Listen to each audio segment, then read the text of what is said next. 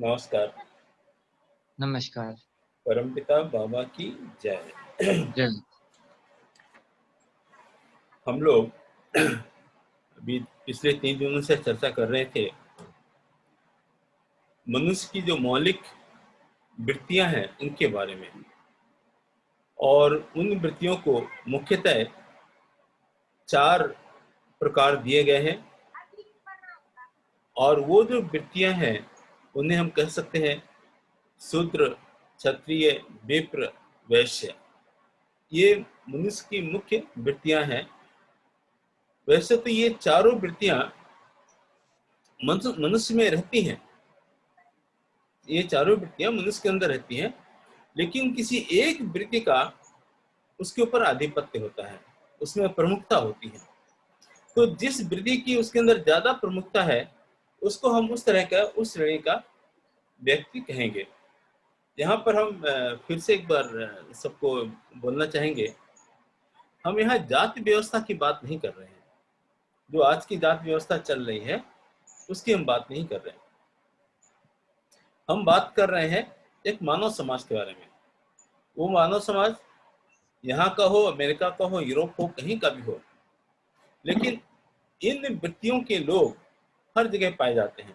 हर जगह क्षत्रिय गुण वाले लोग होंगे, हर जगह वैश्य गुण वाले लोग होंगे, शूद्र के गुणों वाले लोग होंगे। तो इस तरह की जो मानसिकताएं हैं, हम उन मानसिकताओं की बात कर रहे हैं।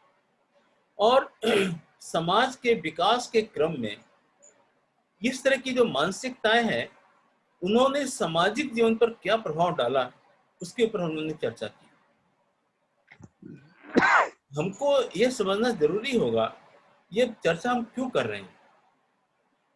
यदि हम अपनी जो मानव समाज है उनकी मुख्य वृत्तियों के बारे में यदि हम नहीं समझेंगे, उसकी जानकारी नहीं रखेंगे, तो कहीं न कहीं चूक हो जाएगी आज की समस्याओं के समाधान के बारे में। हम समस्याओं का समाधान नहीं ढूंढ पाएंगे, या ढूंढने की कोशिश करेंगे तो हमें पता चलेगा कि अब बहुत लेट होते जा रहे हैं। यही कारण है कि इन विषयों के बारे में हम लोग चर्चा कर रहे हैं। पिछले जो हमने चर्चा किया उसमें शूद्र समाज, क्षत्रिय समाज और वैश्य समाज, इनकी समाज में क्या भूमिका रही इसके बारे में किया। तो उसमें मुख्यतः 2-3 जो मुख्य बातें थी उसको फिर से दोहरा देते हैं। शूद्र मानसिकता के लोग वह हैं जिनका जीवन स्वयं के लिए होता है। वो दूसरों के हित के बारे में, दूसरों के बारे में चिंता नहीं करते।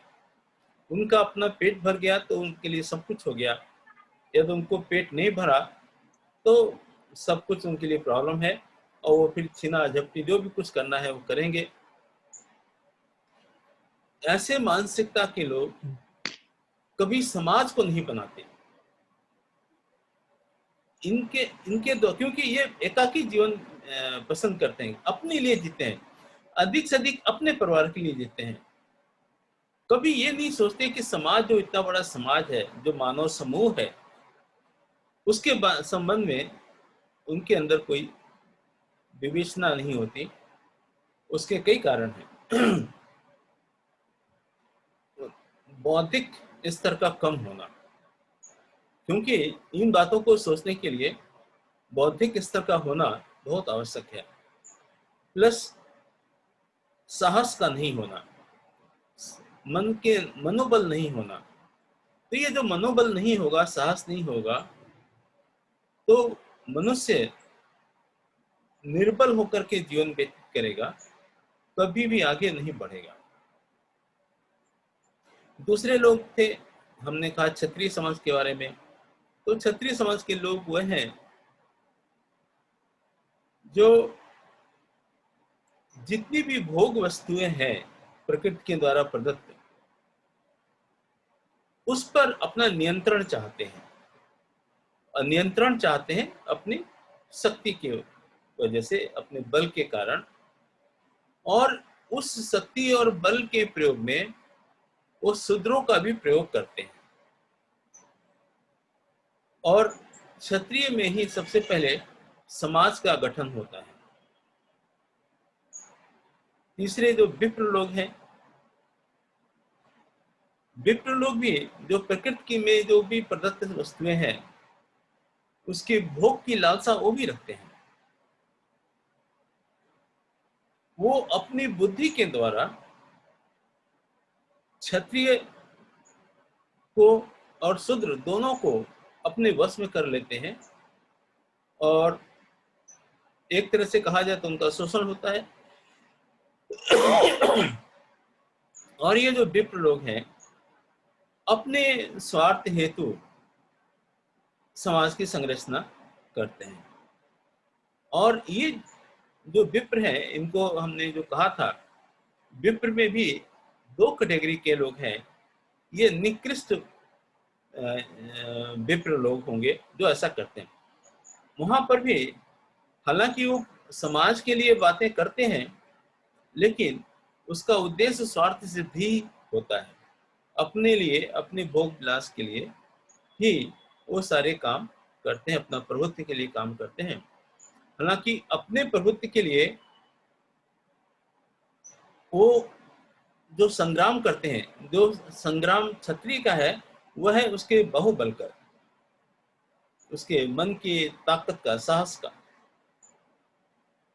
विप्र भी संग्राम करता है, लेकिन उसका संग्राम बौद्धिक स्तर का है और विप्र के द्वारा शासन व्यवस्था में और हर तरह से उसका हस्तक्षेप बढ़ता है। राजा को वो गाइड करता है और कभी कभी वो स्वयं भी राज्य करता है या उसके द्वारा, उसके चुने हुए लोगों के द्वारा वो शासन करता है।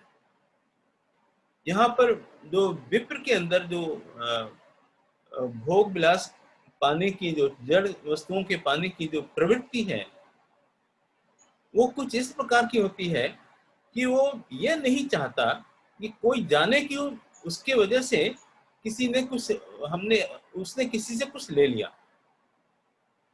वो इस तरह के विधान बनाता है, इस तरह के नियम कानून बना देता है जिसके द्वारा उनको वो सुविधाएं मिलती रहती हैं।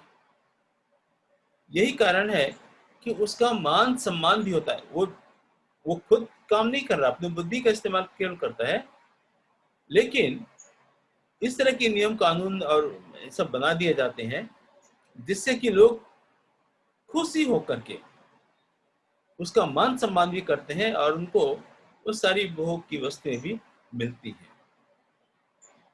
आज हम लोग चर्चा कर रहे हैं वैश्य मानसिकता की।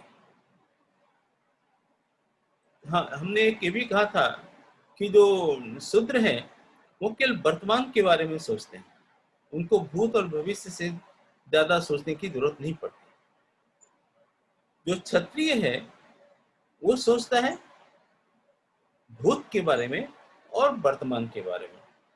भूत से वो प्रेरणा लेता है, अतीत से अपनी प्रेरणा लेकर के, लेकिन भविष्य के बारे में ज्यादा उसका चिंतन नहीं होता। इसके विपरीत जो विप्र है वो भूत के बारे में भी चर्चा करेगा, भविष्य के बारे में भी सोचेगा और वर्तमान में भी वो जीवित रहेगा। इन तीनों का समन्वय लेकर के चलता है। लेकिन जो निकृष्ट विप्र है वो अतीत से ज्यादा जुड़े हुए रहते हैं बशर्ते भविष्य के। भविष्य का चिंतन है उनके पास में, लेकिन उनका जो ज्यादा झुकाव और लगाव होता है वो अतीत के ऊपर होता है। अब हम लोग चर्चा करेंगे वैश्य के बारे में। ये वैश्य है क्या? जैसे हमने कहा कि जो विप्र है अपनी बुद्धि के द्वारा क्षत्रिय और शूद्र मानसिकता के लोगों के ऊपर अपना कंट्रोल करता है, नियंत्रण रखता है। और वो अपने स्वार्थ सिद्धि के लिए करता है। उन्हीं लोगों में से कुछ लोग जो विप्र में सफल नहीं होते, उनके अंदर एक इस तरह की भावना जगती है, बुद्धि तो बुद्धि है उनके पास है, कि वो जो प्रकृति के प्रदत्त जो चीजें हैं उसका संचय करने लगते हैं। उसको अपने पास में ज्यादा से ज्यादा इकट्ठा करते हैं और फिर अपने लाभ के लिए उससे व्यापार करेंगे और फिर धन से धन कमाया जाएगा। और इस तरह की प्रवृत्ति जो होती है वही है वैश्य की प्रवृत्ति। वैश्य की प्रवृत्ति और विप्र की प्रवृत्ति में एक थोड़ा अंतर है। जो वैश्य का जो विप्र का संग्राम है जड़ वस्तुओं को के भोग के लिए, वही संग्राम वैश्य का भी है। वो भी जड़ वस्तुओं के भोग के लिए धन संचय कर रहा है। जो वैश्य है वो इस बात की चिंता नहीं करता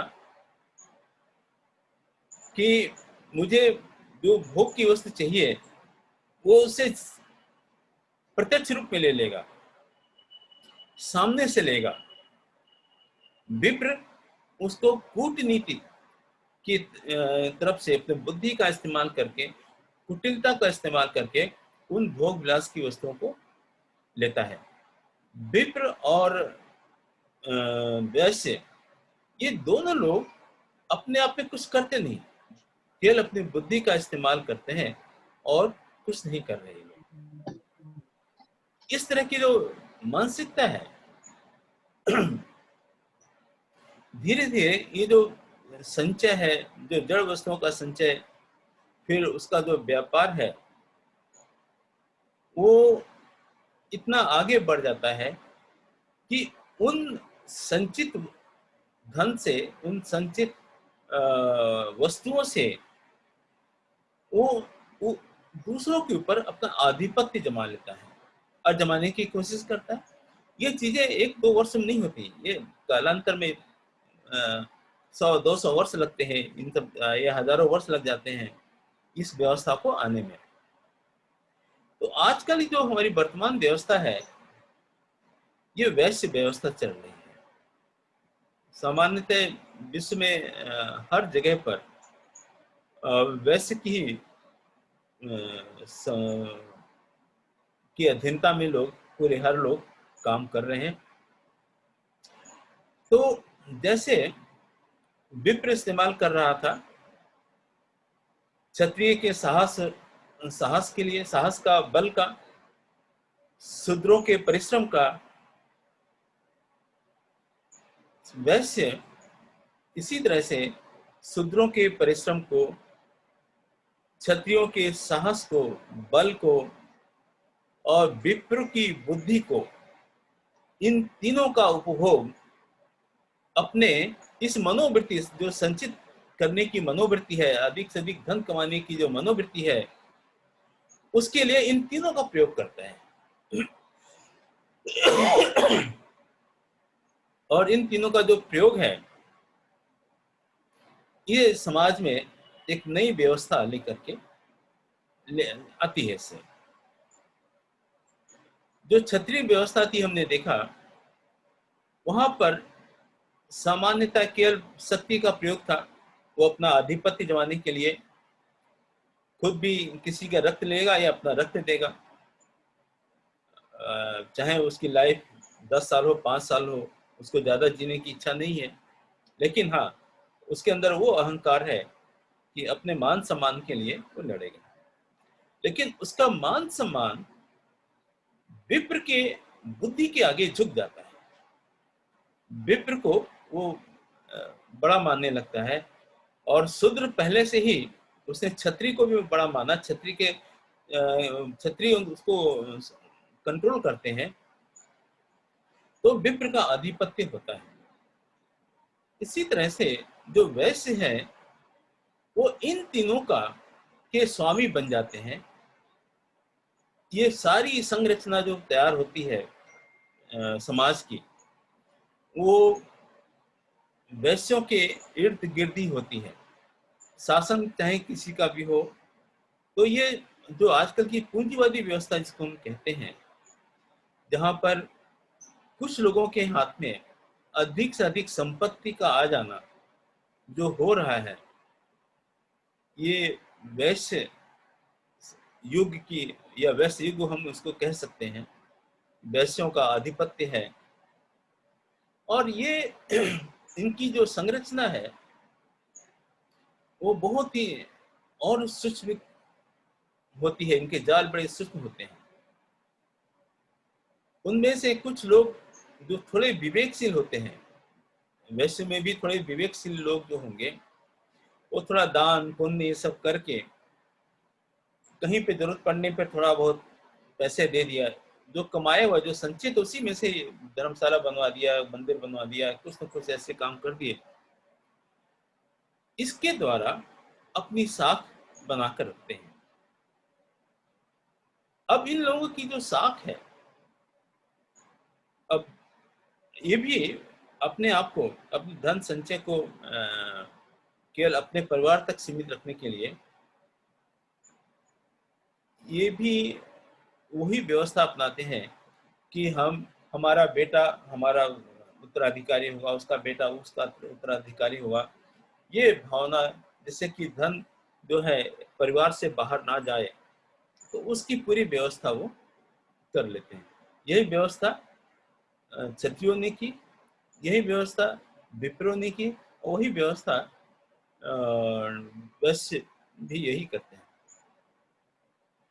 लेकिन ऐसा जरूरी नहीं है कि वैश्य के घर में वैश्य पैदा होगा, उसकी मानसिकता अलग भी हो सकती है। तो कभी कभी ऐसा देखा गया है कि जैसे हम पहले सब प्रयोग किए थे, वो था कि नामधारी क्षत्रिय, मतलब संस्कार से क्षत्रिय नहीं है, लेकिन नाम क्षत्रिय क्या है। तो नामधारी विप्र, मतलब वैसे वो बुद्धिजीवी नहीं है, लेकिन नाम से वो विप्र हैं। इसी तरह से नामधारी वैश्य भी होते हैं। अब वो क्योंकि जो वंशानुगत व्यवस्था की वजह से उनको विप्र कहा जा रहा है, लेकिन वास्तव में वे शूद्र मानसिकता की हो सकते हैं, क्षत्रिय भी हो सकते हैं, विप्र भी हो सकते हैं। तो अलग अलग मानसिकता के लोग होंगे। तो जो वैश्य में जो लोग ऐसे होंगे, जिस तरह की उन गुणों को ज्यादा नहीं हो और जिनमें विवेक थोड़ा कम हो, ऐसे जो लोग होते हैं वो शोषण बहुत करते हैं। कुछ जो विवेकशील जो वैसे होंगे, वो क्या करेंगे, दान पुण्य करके एक बैलेंस समाज में बनाने की कोशिश करते हैं। लेकिन उनमें से जो ऐसे लोग होंगे जिनके पास धन भी आ रहा है, सब कुछ आ रहा है, लेकिन वो समाज के बारे में नहीं सोचते। यहाँ एक चीज और भी बता दें, क्षत्रिय समाज में और विप्र समाज में वो हर तरह से कोशिश इनकी रहती है कि किसी न किसी प्रकार से सभी लोगों को कुछ न कुछ सुविधा मिलती रहे, सबका जीवन चलता रहे, ऐसी व्यवस्था वो करना चाहते हैं। लेकिन वैश्य समाज के साथ में ऐसा नहीं है। वैश्य समाज अपने धन संचय की प्रवृत्ति को लेकर के, या दूसरों की मृत्यु भी होती है तो उसकी वो परवाह नहीं करते। जैसे मान लीजिए समाज में अकाल की स्थिति आ गई, लेकिन उसके गोदाम में भरा हुआ है, अन्न भरा हुआ है, वो अन्न नहीं देगा।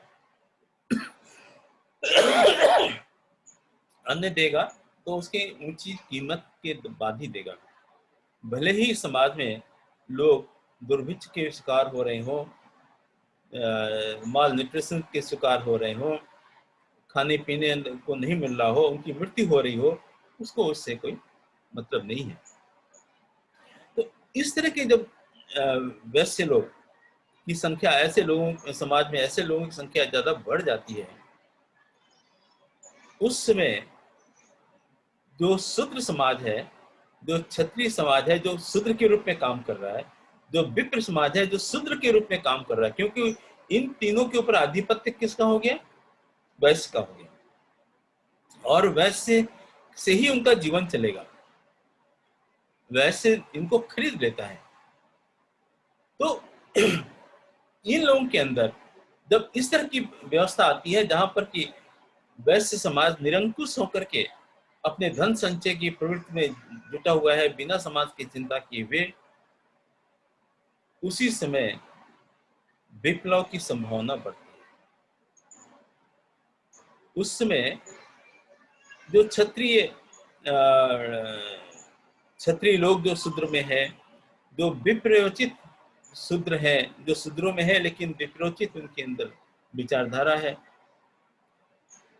उनको अवसर मिलता है कि वो किसी न किसी तरह से आगे बढ़े और इस व्यवस्था को चैलेंज करें।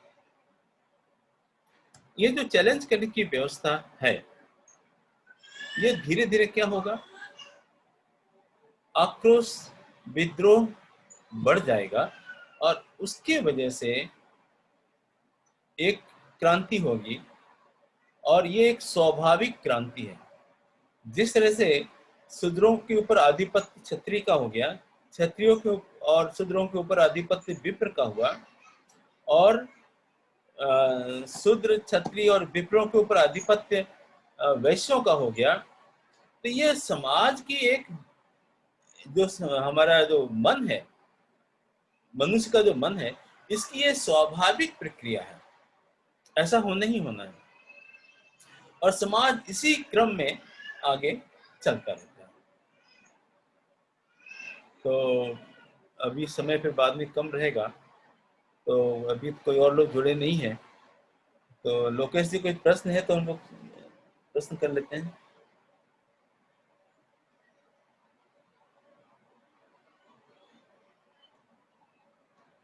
हेलो,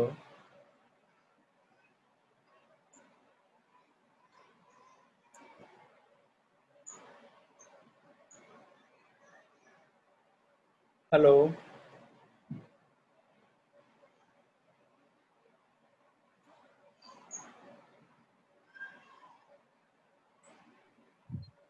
हेलो दादाजी।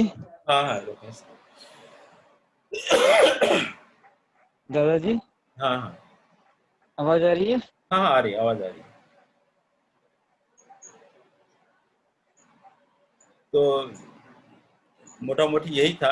हालांकि विषय तो बहुत बड़ा है, लेकिन संक्षेप में, क्योंकि हम लोग पास आधे घंटा टाइम हाँ रहता है, तो कोई प्रश्न है तो कर लेते हैं फिर। हाँ दादाजी, आवाज आ रही है? हाँ हाँ, आ रही है।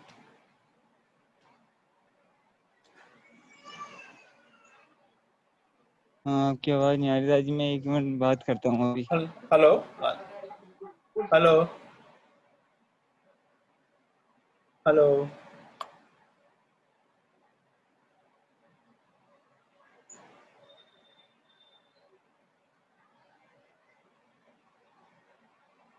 हेलो,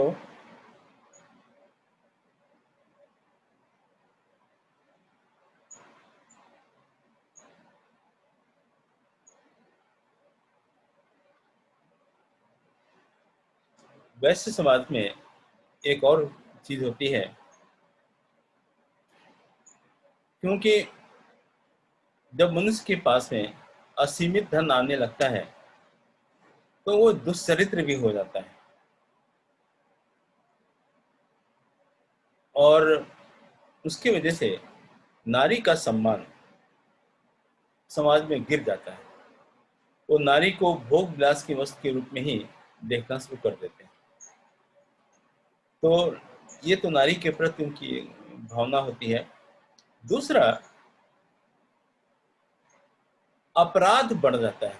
वैश्य समाज में अपराध बहुत बढ़ जाएगा, और उनका बढ़ने का कारण वैश्य के पास में अत्यधिक अर्थ का संचय होना है, और उस कारण से ही अपराध बढ़ता है। हेलो, हाँ दादाजी, हाँ दादाजी। हाँ हाँ, आवाज आ रही है ना अभी? हाँ, आवाज आ रही है दादाजी। तो कोई इसमें कोई प्रश्न है क्या? आज तो कोई और है नहीं, आप ही हैं अकेले। हाँ हाँ दादाजी। हाँ दादाजी, प्रश्न ये था दादाजी हाँ, मेरा, कि जैसे ये जो वैश्य वर्ग का जो मतलब साइकिल में, जो हम्म साइकिल है इसमें जो वैश्य वर्ग आया, हम्म, ये किससे आया है, किस मानसिकता से आया है? अच्छा। नहीं, इसमें जो विप्र मानसिकता है और वैश्य हम्म, मानसिकता एक जैसी है। उसमें अंतर यह है कि जो जड़ वस्तुओं का जो भोग की जो लालसा है मनुष्य के अंदर, हम्म, जो विप्र इसको लेता है तो वो नियम कानून और इस तरह की धार्मिक प्रथाएं या कुछ बना करके उसके ऊपर अपना आधिपत्य कर लेता है। तो लोगों को पता भी नहीं चलता, और लेकिन उसका आधिपत्य विप्र के पास में पहुंच गया, उसका वो मालिक बन गया। लेकिन जो वैश्य है उनके साथ ऐसा नहीं है। उतनी कुटिल बुद्धि वैश्य के पास नहीं है जितनी कि विप्र के पास में होती है। ये है वही विप्र जो असफल विप्र है जैसे होते हैं, उस तरह के विप्र है। इनके अंदर धन संचय करने की, वस्तु संचय करने की, जड़ वस्तु को संचय करने की भावना प्रबल होती है, और उसी भावना को लेकर के, उसी धन संचय, वस्तु संचय जिस भी प्रकार से वो करें, उसको लेकर के फिर अपना आधिपत्य समाज में बना लेते हैं, और उसमें विप्र, क्षत्रिय, शूद्र सभी इसके गुलाम हो जाते हैं। सभी को वो उपयोग करता है अपनी संपत्ति को बढ़ाने के लिए, ऐसा हमने कहा। ठीक है भाई। और दादाजी इसमें ये जैसे कि अपना प्रश्न नहीं है, मतलब एक वो था, विचार था, जैसे कि ये अपना जितने भी हमारा टॉपिक हुआ है हाँ हाँ। क्षत्रिय, विप्र, वैश्य और शूद्र का, हम्म। तो इसका समाज में मतलब इस तरीके का एक आर्टिकल जैसा में निकालेंगे का क्या प्रभाव, मतलब ये समाज में किस तरीके से जो व्यवस्था चल रही है उसमें क्या गड़बड़ी, मतलब इनमें से जो अच्छे लोग हैं वो कैसे समाज को लाभ पहुंचा सकते हैं, या इनका संतुलन कैसे हो जाए तो समाज में लाभ पहुंचा सकता है, हम उसमें क्या कर सकते हैं। अच्छा। मतलब हमें क्या करना चाहिए, समाज के लोगों को जिस तक हम ये मैसेज पहुंचा रहे हैं उनको क्या करना चाहिए इसको सुनकर। हाँ, वो फिर अब काफी विस्तृत चर्चा हो जाएगी, तो उसको हम लोग एक क्लास में अलग से ले लेंगे इस बात को। हाँ हाँ क्योंकि हाँ हाँ अभी इसके बाद में जो चर्चा है वो सद्विप्र के लिए होगी। क्योंकि अभी हम लोग विप्र की जो बात कर रहे थे वो निकृष्ट विप्र है, केवल अपने स्वार्थ सिद्धि के लिए अपनी बुद्धि का इस्तेमाल करते हैं। लेकिन सारे विप्र ऐसे नहीं होंगे, कुछ विप्र ऐसे भी होंगे जो समाज को नई दिशा देंगे। और उस नई दिशा से समाज फिर परिवर्तन के लिए तैयार होता है। जैसे कि प्रौद्ध का सिद्धांत, एक नया विचार आ गया। इस नया विचार किस लिए आया है? क्योंकि हम सामाजिक संरचना को फिर से एक नया आयाम दे पाए, है ना। तो इसका क्यों विरोध होता है, कौन लोग विरोध करते हैं, उसके ऊपर हम लोग चर्चा करेंगे। वो सब आएगा जब हम लोग विक्षुब्ध शूद्र या सद्विप्र समाज की जब बात करेंगे, तो वो नहीं दादाजी, टॉपिक इसमें इसके इसमें बाद में है। एक हाँ। चीज ये हेलो। इसमें एक चीज ये रहती है दादाजी हाँ। कि जैसे जनरल जो भी लोग सुनता है हमारे साथ शामिल होता है तो उसको ये लगता है कि मैंने ये समझ लिया कि ये चीज ऐसे है, लेकिन अब हम क्या करें। तो उसके लिए क्या मैसेज है दादाजी कि जनरल पब्लिक इस टॉपिक को मतलब समझ के, सुन के वो कैसे मतलब एक मूवमेंट लाने के लिए या मानसिक अपने अंदर परिवर्तन करके कुछ प्रैक्टिकली वो क्या कर सकती है जिससे कि प्राउड के एक मूवमेंट में वो जुड़ जाए हाँ, या वो जो अभी अभी समाज जो हम सुधार लोग में कुछ जुड़े। अभी हम लोग जो चारों तरह की जो मानसिकताएं हैं उसके बारे में हम लोग चर्चा कर लिए। इसके बाद से शुरू होता है कि हम कैसे पहचाने कि हमारा शोषण हो रहा है। पहले तो हम ये अवेयरनेस जो हमको लाना है कि हमारा शोषण हो रहा है। हम तो सोचते हैं कि हमने तो खाना खा लिया, पी लिया, तो हमारा तो जीवन चल रहा है, हम आए हैं, जिएंगे, मर जाएंगे। लेकिन हम तो ये समाज के लिए जब हम सोचेंगे, पूरे समाज के लिए, समाज के हर वर्ग के बारे में सोचेंगे, हर वर्ग को हम हम्म। पूरी सुविधाएं कैसे दे पाए जिससे कि सबका जीवन उन्नत से और उन्नतर होता चला जाए, वो व्यवस्था हम कैसे आएगी? वो आएगी शूद्र विप्लव से आएगी।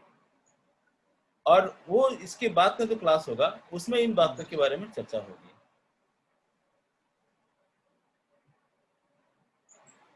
हेलो। ठीक है दादाजी, इसका एक जो शॉर्ट में एक आर्टिकल था हाँ, निकाल के जरूर दादाजी वो करिएगा, मुझे मैसेज कर दीजिएगा वो आर्टिकल। अच्छा, मतलब ये कहाँ से लिया हुआ है वो ये अभी? आवाज आ रही है? हेलो। नहीं वो नहीं, जैसे कि जो चर्चा हुई ना हमारी अभी, आपकी आवाज आ, बीच में मतलब आवाज कट कि जाती किस है। तरीके से हाँ आवाज। हाँ, बोलिए, अभी आ मैं रही ये है। आवाज आई दादाजी? हाँ, अभी आ रही है। हाँ दादाजी, ये कि जो हमारी चर्चा हो रही है रोजाना, जैसे आज चर्चा हुई वैश्य के ऊपर, तो हम्म वैश्य का एक जो भी आज चर्चा हुई वो आप भेज दीजिएगा, मतलब कोई हम्म रिटन फॉर्म में अगर भेज सकें तो, हम्म मतलब शॉर्ट पैराग्राफ टाइप में। हम्म उसमें क्या है कि उसमें मैं अलग अलग ग्रुप के जो लोग हैं उस हम्म, उनके हिसाब से उसमें कुछ एडिट करके फिर उसमें जोड़ के मैं भेज दूंगा, अलग अलग मानसिकता के लोगों के हिसाब से। ठीक है, ठीक। ठीक है जी, ठीक है दादाजी, धन्यवाद बहुत बहुत। ठीक है। नमस्कार। नमस्कार।